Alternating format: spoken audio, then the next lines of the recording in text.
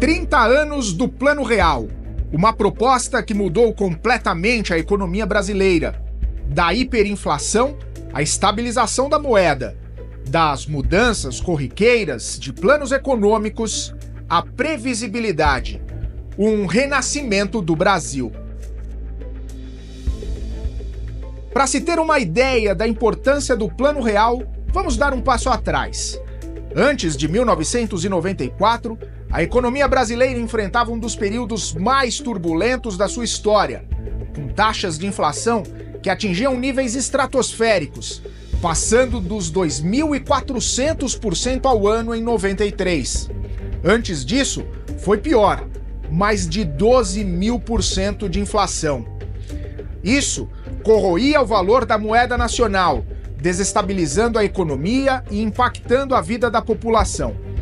Os preços dos produtos básicos mudavam todos os dias, forçando os consumidores a gastar seus salários imediatamente após recebê-los, para evitar perdas ainda maiores. A remarcação nos supermercados acontecia mais de uma vez por dia. Essa instabilidade tornava quase impossível fazer qualquer planejamento de longo prazo, seja para empresas ou famílias, criando um ciclo de incertezas e desconfianças quanto ao futuro econômico do país. As pessoas que nasceram nessa fase de 1980 a 1990 não fazem ideia do que é uma hiperinflação, né?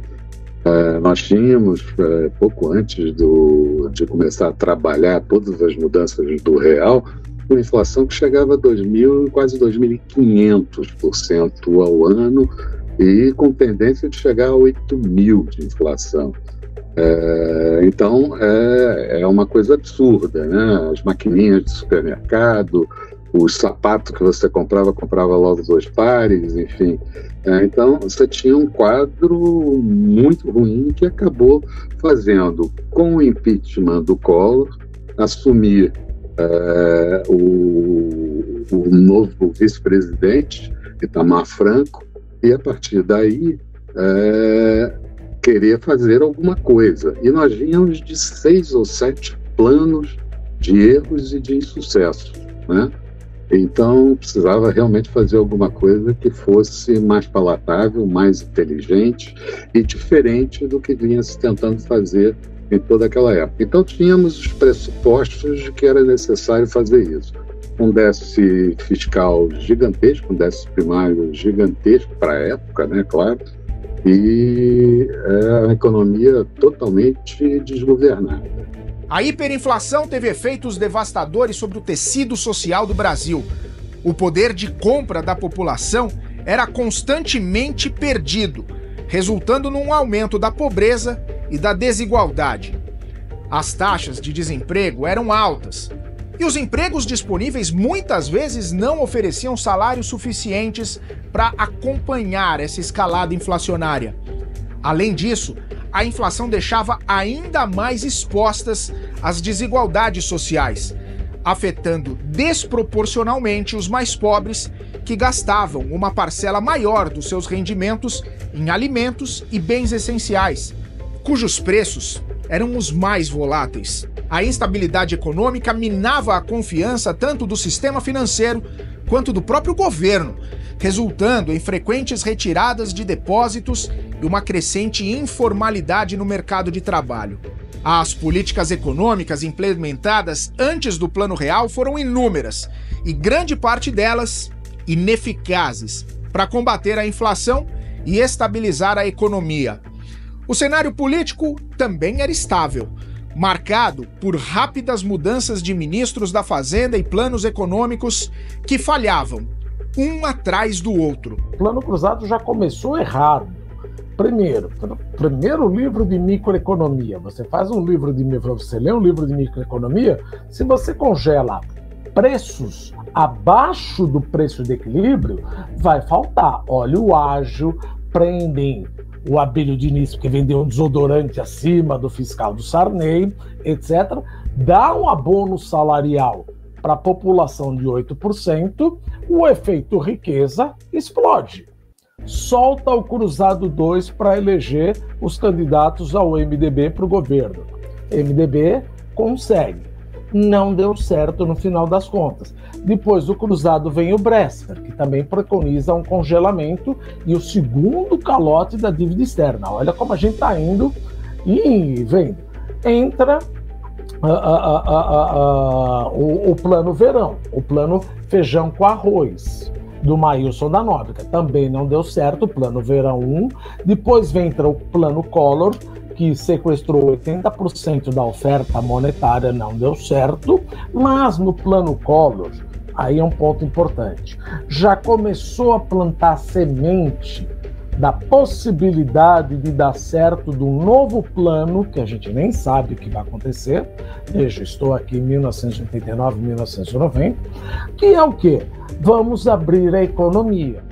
Em meio a essa crise, o presidente Itamar Franco, que assumiu o cargo logo depois da renúncia de Fernando Collor de Mello, desempenhou um papel fundamental. Sob sua administração, uma equipe de economistas, liderada por Marcílio Moreira, seguido por Fernando Henrique Cardoso e Pedro Malan, começou a desenhar o que viria a ser o Plano Real. Apesar das intensas resistências políticas e debates acalorados, essencialmente no Congresso Nacional, reformas estruturais foram aprovadas, pavimentando o caminho para a implementação de um plano que necessitava de um amplo suporte político e social para a realização. Esse plano se beneficiou da experiência dos planos fracassados, porque os planos fracassados nos ensinaram como é que trata salários numa mudança de moeda, como é que trata ativo financeiro, como é que trata contrato, como é que trata aluguel, e assim por diante. Toda a parte operacional do Plano Real é cópia pura e simples da experiência dos demais, né? Alguns pais do Plano Real desmerecem essa contribuição, acham que antes deles era o dilúvio, mas não era, tá certo? Houve uma certa contribuição que o ministro Pedro Malan reconheceu recentemente na entrevista ao jornal Valor. Então, é uma combinação virtuosa de uma ideia genial, um líder político com capacidade de articular o apoio do Congresso e da sociedade ao plano, e a experiência que ajudou a formular e implementar de forma competente o Plano Real. Essa era a realidade do Brasil na véspera da implantação do Plano Real, um período marcado por profundas dificuldades econômicas e sociais que demandavam medidas extraordinárias para a recuperação da estabilidade e da confiança na economia. 30 anos do Plano Real, e a história se lembra até hoje dos nomes que idealizaram a transformação econômica do país. O plano foi resultado de estudos detalhados e discussões lideradas por uma equipe de economistas de elite, incluindo Pércio Arida, Edmar Baixa e Gustavo Franco, sob a liderança de Fernando Henrique Cardoso, então ministro da Fazenda. O grupo, conhecido como os Pais do Real, propôs um plano que incluía uma nova moeda e uma série de medidas rigorosas para estabilizar a economia. O plano era ousado e foi desenvolvido em segredo para evitar especulações e manipulações do mercado que poderiam comprometer a implementação. A competência coroou esse conjunto de aspectos favoráveis, né? Eles conheciam bem o mercado financeiro, o Pécio e o André já tinham trabalhado no mercado financeiro, né? E eles recrutaram gente da Receita Federal, já existia a Secretaria do Tesouro, né? Então, houve gente capaz dentro do governo, do Banco Central, do Secretaria do Tesouro, do Ministério da Fazenda, da Procuradoria-Geral da Fazenda, e competência de coordenação que esteve com os pares do Plano Real, né? E sempre a presença marcante do presidente Fernando Henrique Cardoso. Foi ele que negociou os pontos principais, foi ele que evitou que o presidente Itamar seguisse alguns conselhos, né? Por exemplo, o presidente Itamar queria que tivesse congelamento, ele não entendia que o plano pudesse dar certo sem congelamento. E foi dureza para Fernando Henrique convencer o Itamar a desistir do congelamento. E aqui acolá ele pediu uma modificação que podia derrubar o plano. Então, tomar vamos dizer, os ímpetos, né, do Itamar também foi uma parte importante do Plano Real. São todos eles muito competentes, alguns foram inclusive meus professores. Então, se reuniram. Era preciso fazer uma série de coisas, como eu disse, de Conselho Monetário, de PROER, porque você tinha uma gama de bancos que ficaram quebrados nessa situação toda. Você tinha os bancos estaduais, todos eles problemáticos na época. Cada estado tinha o seu banco e cada um pior que o outro. Precisava renegociar a dívida dos estados e precisava renegociar a dívida externa brasileira. O negociador da dívida externa brasileira foi o Pedro Malan, depois presidente do Banco Central e depois um dos mais longevos ministros da Fazenda do país. E Malan negociava com os banqueiros internacionais a dívida externa brasileira, ajudado pelo FMI, ajudado pelo Banco Mundial. Malan foi do Banco Mundial também, morava em Washington nessa época. O André Lara Rezende, junto com o Pércio Arida, que são, na verdade, os formuladores da URV, da Unidade Real de Valor, né? Que chamou-se até de Larida, né?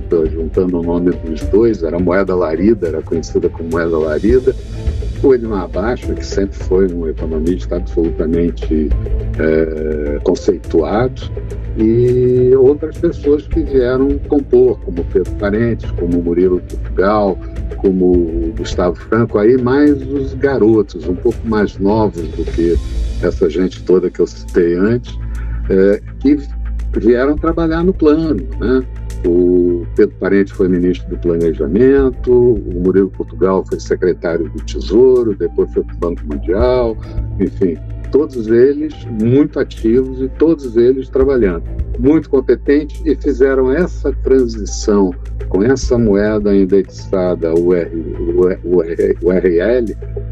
Unidade de Valor, o URV, perdão, fizeram essa transição muito bem feita.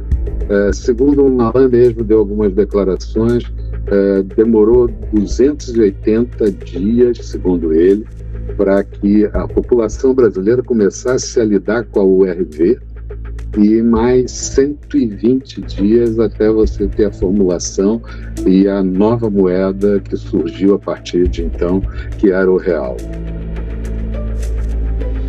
O real foi introduzido em 1º de julho de 94, depois de um período de preparação, em que a URV, Unidade Real de Valor, foi utilizada para acostumar a população e o mercado com uma unidade estável de valor. Essa etapa foi muito importante para desvincular os preços da antiga moeda, o cruzeiro, e atrelá-los a uma taxa fixa, a URV, estabelecendo uma base sólida para a introdução do real. O lançamento foi acompanhado de um amplo programa de comunicação para informar as pessoas sobre essas novas notas e moedas, além das diretrizes econômicas que acompanhavam a reforma monetária. Essa nova moeda, como ela é reajustada todo dia de acordo com algum índice de inflação, e é ela que vai funcionar, então eu não tenho inflação. Eu tiro esse aspecto inercial psicológico. Esse foi o como diferenciou o Plano Real. O Plano Real não foi exatamente isso. Foi o quê? Você vai fazer uma URV, Unidade Referencial de Valor, só que a única coisa, ela não vai ser meio de pagamento, nem reserva de valor, mas vai ser uma unidade de conta. Essa URV, ela vai ser reajustada todo dia, de acordo com a evolução do IGPM, do IPCA e do IPC-FIP. Puxa, mas o IGPM, IPCA e o IPC-FIP, eles dão mensal. Sim, a gente faz pro rata. Eleva 1,252 por dia útil. A URV era ajustada diariamente. Então, por exemplo, um televisor custava 10 URVs. A URV, vamos chutar aqui, pulou de R$ 627 para R$ 700. Bom, então uma URV, se custa um televisor, Ontem custava R$ 627, hoje custa R$ 700, para eliminar a memória inflacionária. Então, esse foi a grande sacada do lançamento do Plano Real. Ao lançar primeiro de março de 1994, o lançamento foi que uma URV ficaria valendo 647 cruzeiros reais e 50 centavos. Aliás, é importante deixar claro, a existência do cruzeiro real não foi subproduto de uma reforma monetária. Foi simplesmente que o Paulo Sérgio Ximenes, que era presidente do Banco Central, cortou 3-0 para ajudar justamente a Casa da Moeda a imprimir e facilitar a conta da população. Não foi nenhuma reforma monetária.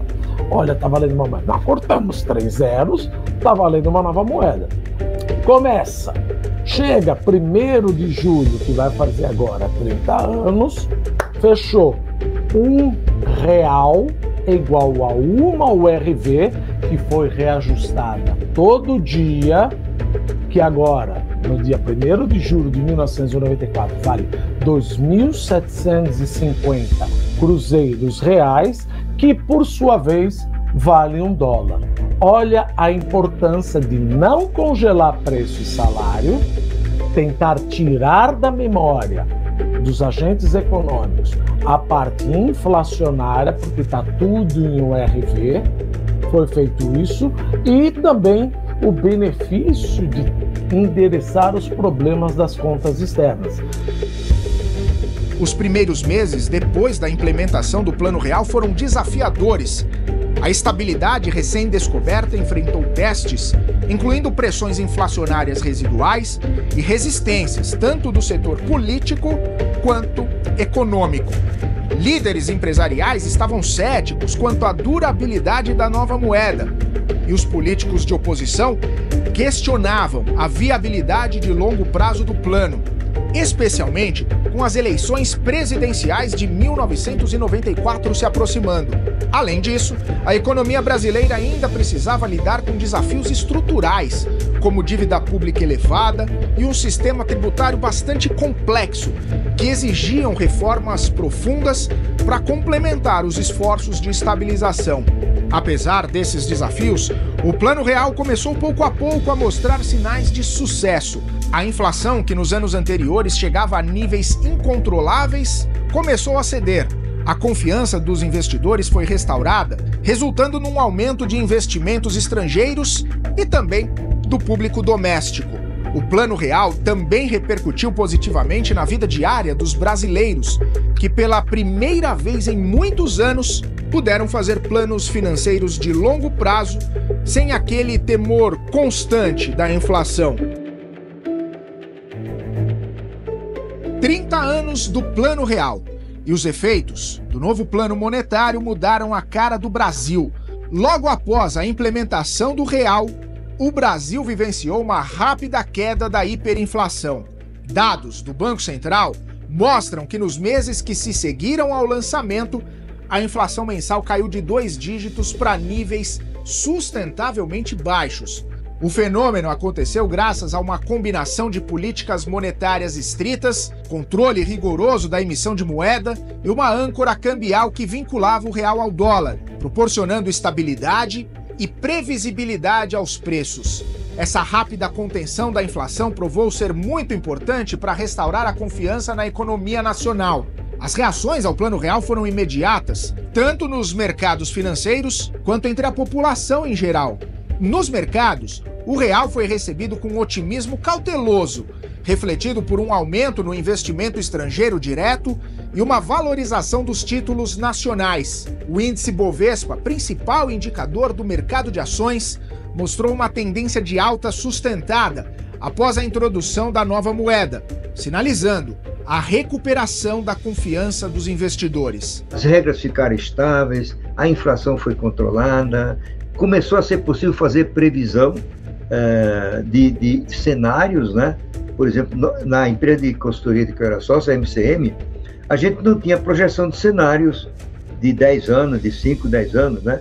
A gente tinha uma equipe de pesquisadores que iam nas feiras livres, no supermercado, coletar preço, porque era fundamental oferecer aos nossos clientes uma projeção da inflação de curto prazo. Você veja o custo disso tudo, né? Então, o Plano Real foi um marco.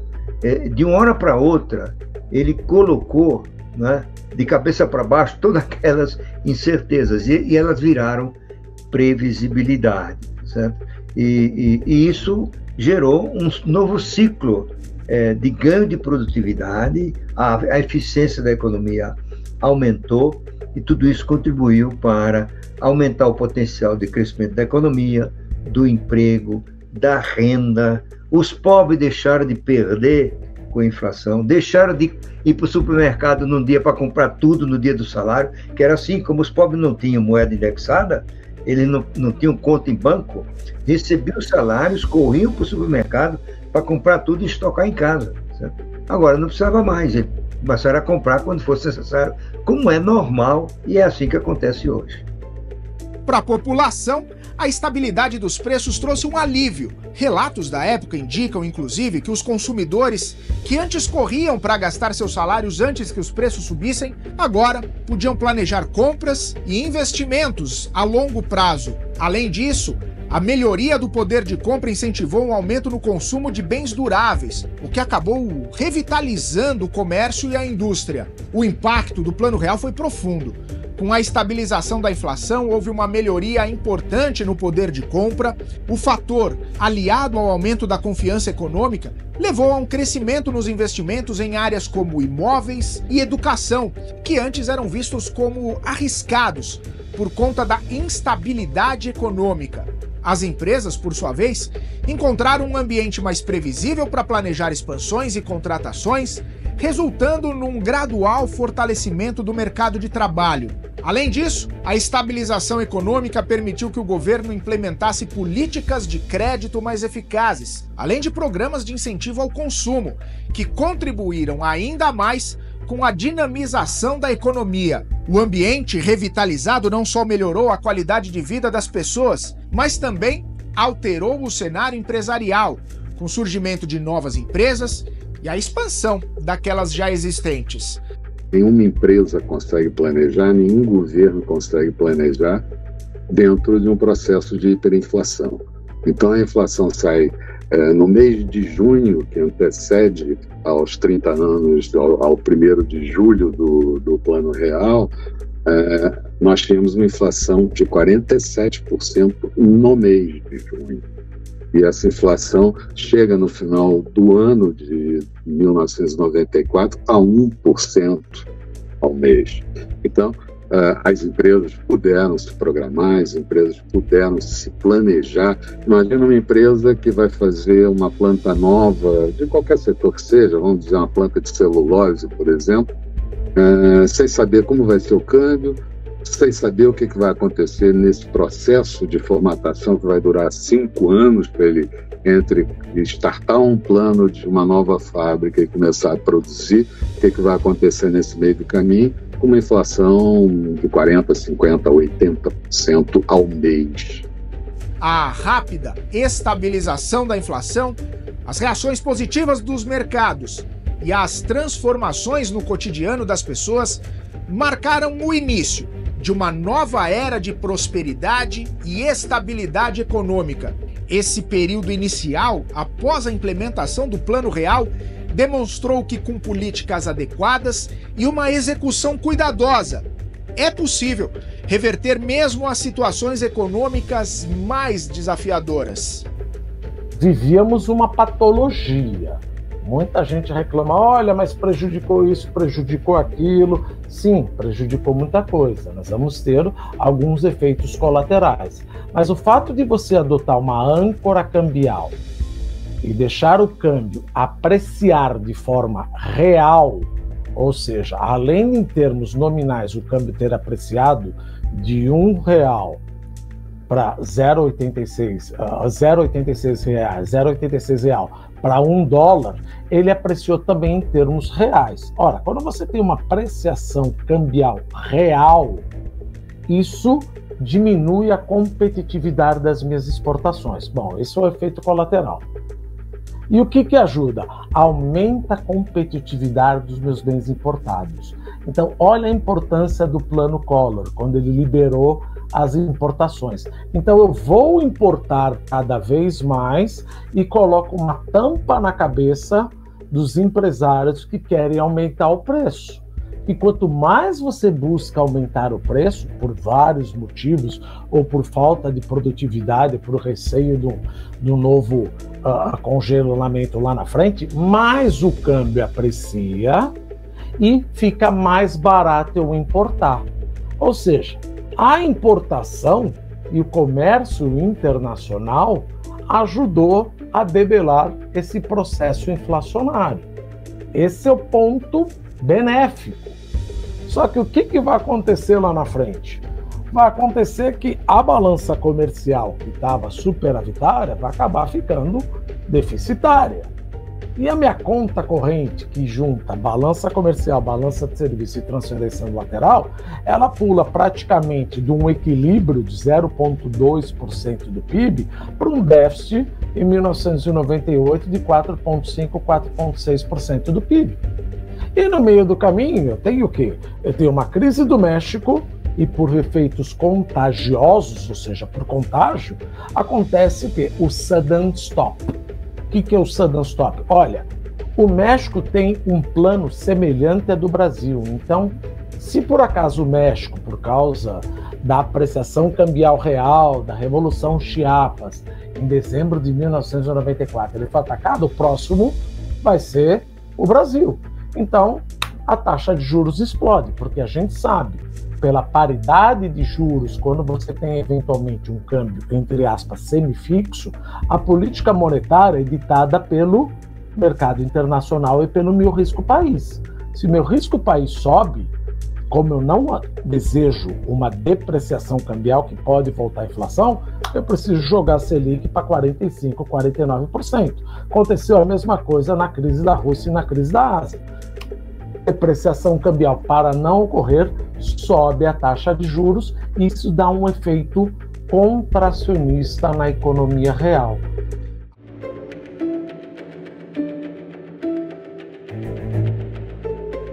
Desde a implementação do real em 94, o plano vem desempenhando um papel muito importante na modelagem da economia brasileira.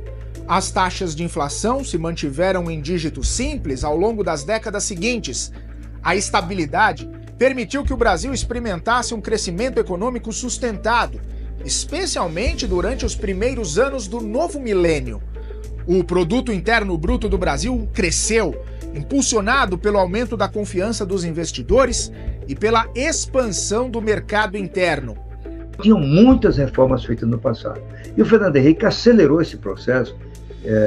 O Collor tinha iniciado o processo de privatização de grandes empresas estatais e o Fernando Henrique avançou em duas áreas fundamentais: o início de abertura, o de aceleração da abertura da economia para a competição internacional e a privatização de empresas estatais, inclusive de empresas estaduais. Além disso, a estabilidade proporcionada pelo Plano Real permitiu ao Brasil aumentar sua presença no cenário econômico global. O país se tornou uma das economias emergentes mais proeminentes do mundo, atraindo investimentos estrangeiros em diversos setores, desde a indústria até a agricultura e serviços, consolidando sua posição como um importante player nos mercados internacionais. Para sustentar a estabilidade alcançada pelo Plano Real, diversos governos brasileiros implementaram políticas econômicas complementares. Reformas fiscais foram introduzidas para controlar o gasto público e aumentar a arrecadação, enquanto reformas no setor financeiro visavam melhorar a eficiência e a transparência do sistema bancário. Além disso, políticas de incentivo ao crédito e ao consumo foram estabelecidas para manter a dinâmica do mercado interno. Uma das iniciativas mais importantes foi a Lei de Responsabilidade Fiscal, promulgada no ano 2000, que estabeleceu normas rígidas para a gestão fiscal e orçamentária, contribuindo para a disciplina econômica e transparência nas contas públicas. As medidas foram fundamentais para manter a credibilidade econômica do país e assegurar que os ganhos de estabilidade não fossem perdidos. Apesar dos sucessos do Plano Real e das políticas que vieram depois dele, o Brasil continuou a enfrentar desafios econômicos. Reformas estruturais, muitas vezes necessárias para uma economia mais competitiva e eficiente, avançaram num ritmo lento, por conta de complexidades políticas e resistências de diversos setores. Questões como a alta carga tributária, a burocracia excessiva e a infraestrutura deficiente ainda permanecem como obstáculos a um crescimento sustentável do Brasil. Faltou exatamente a continuidade de um governo austero. Faltou que se levasse a bom termo tudo que se tinha conquistado lá atrás. Um orçamento equilibrado, um programa de ou déficit pequeno ou superávit, mecanismos de exportação, mecanismos para aumentar a produtividade da empresa e da economia como um todo, enfim, faltou tudo isso. E aí começam as benesses, né? Não, vamos dar um aumento aqui, vamos dar um aumento de funcionalismo, vamos fazer isso, vamos fazer aquilo, tem dinheiro, dá mais dinheiro para ser mal gasto. O dinheiro bem gasto não tem o menor problema. O dinheiro mal gasto é que está o problema. Então, gastou-se muito mal e isso foi fazendo com que o Brasil continuasse. O Brasil não tem, nem acho eu, quase nunca teve forma de controlar gastos. A gente tem um orçamento absolutamente engessado, 90% do orçamento é engessado, já era naquela época, né? E se não fosse a mão de ferro do Tesouro Nacional e a vontade do governo de organizar a economia de novo, mas ao longo do tempo isso foram sofrendo as perfuração aqui, perfura ali, perfura acolá, e chegamos ao dia de hoje que nós estamos exatamente com quase os mesmos problemas. Além disso, a dependência das commodities, que tendem a ter um preço mais volátil no mercado global, expôs a economia a um ciclo de boom e recessão, complicando ainda mais os esforços para uma expansão econômica estável. Problemas sociais, como desigualdade e desemprego, também continuaram a desafiar o país, demandando políticas mais efetivas para a promoção de um desenvolvimento inclusivo e equitativo. Por isso, o legado do Plano Real na economia brasileira é indiscutível. Ele transformou um cenário de hiperinflação numa história de estabilidade e crescimento. No entanto, o caminho de um desenvolvimento econômico pleno e sustentável ainda requer a continuidade de reformas e superação de desafios estruturais. O que faltou aí foi, eventualmente, ter uma visão de que os Estados Unidos poderiam subir a taxa de juros e a gente estava construindo uma fragilidade externa preocupante e que alguma crise dos nossos parceiros ou dos nossos vizinhos poderia acontecer e isso bateria no Brasil. E segundo, fazer aquilo, Felipe, que a gente continua não querendo endereçar. Ou por modéstia, falta de conhecimento, por desonestidade intelectual, que é o quê? Uma retidão fiscal. Acabei de ouvir o presidente falar que a dívida de países desenvolvidos da OCDE é muito maior que a do Brasil. Ora, quantas vezes o Brasil deu calote? 12 trilhões percentuais de inflação de 1980 a 1994 não é calote? Dei calote em 1982, dei calote em 1987, dei calote no Plano Collor em 1990. Ele realmente acha que nós gozamos da mesma credibilidade que goza os Estados Unidos ou a Europa? Óbvio que não. Então, quando eu vejo que eu estou gastando demais, eu cobro mais juro. E não adianta vir com essa coisa de gasto não é investimento. Isso é fluxo de caixa. Chama o que você quiser. Isso é fluxo de caixa. Saiu dinheiro, alguém tem que pagar. Se eu estou vendo que você está gastando demais, eu vou cobrar mais juro. Então, faltou o Plano Real, ou pós-Plano Real, alguém realmente, qualquer governo que seja, 2002, depois Temer, etc., endereçar que equilíbrio fiscal para país emergente é importante.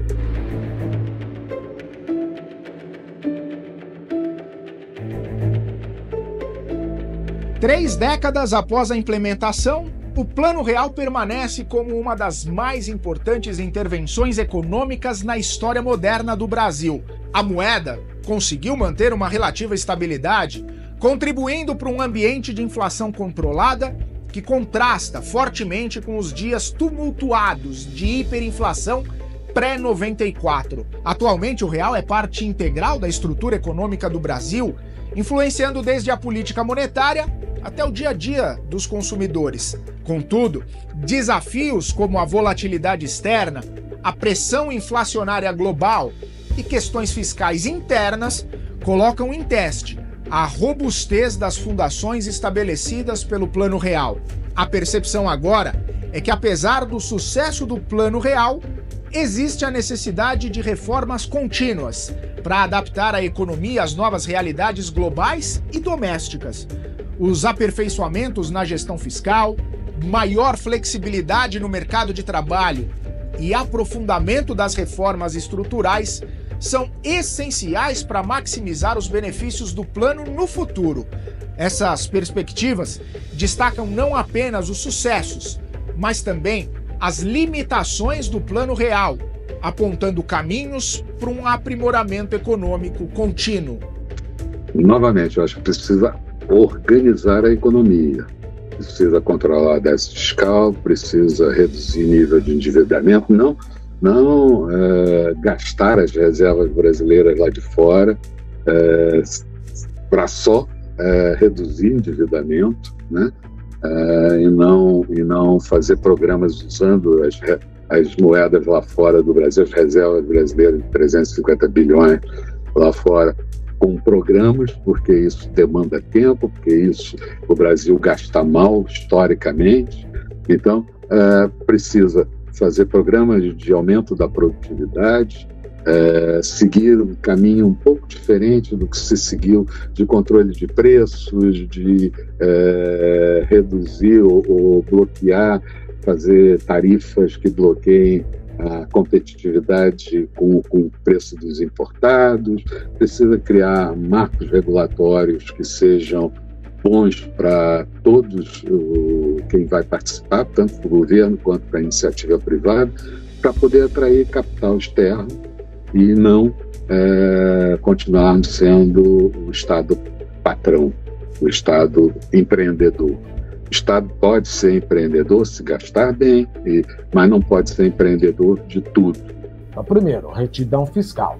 Segundo, como nós estamos falando de longo prazo, a gente pode falar o seguinte, eu já vou destrinchar: produtividade total dos fatores. Primeiro ponto, produtividade da mão de obra. O que eu quero dizer? Educação. Países não crescem porque tem petróleo. Olha a Venezuela, olha o Irã.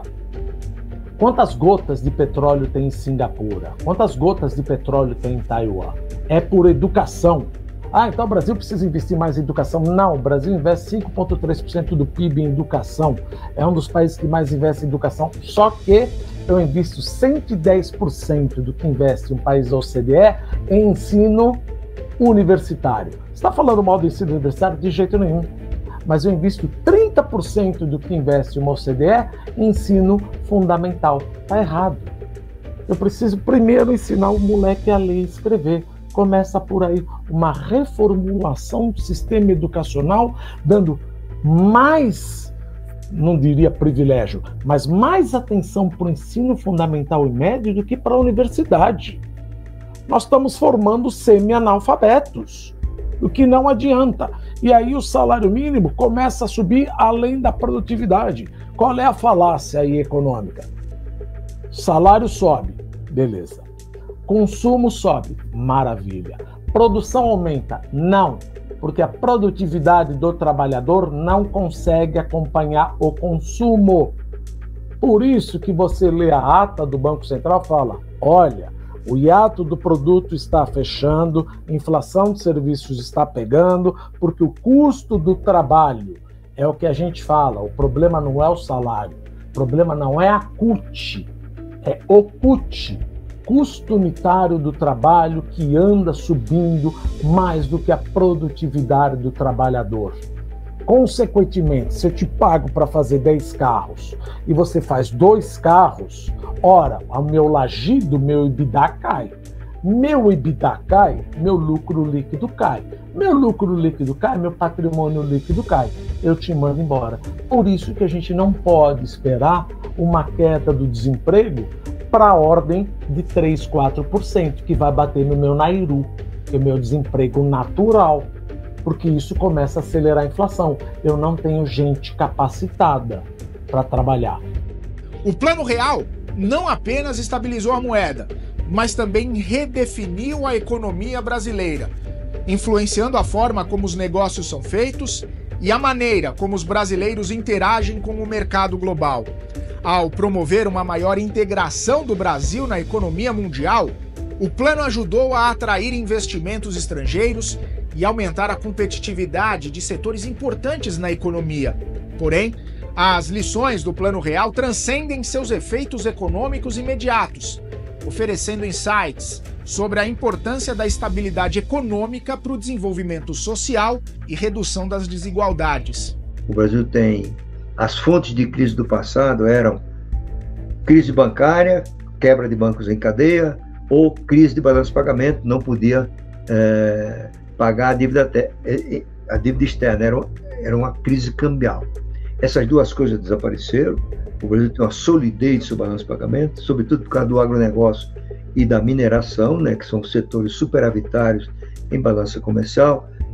O sistema financeiro brasileiro é isso que eu falei, bem regulado, bem capitalizado, né? Então, tem empresas de classe mundial no Brasil que não quebram, são bem administradas, e tudo isso gera uma resiliência que prepara o Brasil para, se a crise vier, e eu torço para não vir, que haja uma lucidez aí que ataque esse gasto obrigatório, o efeito não será o de crises anteriores.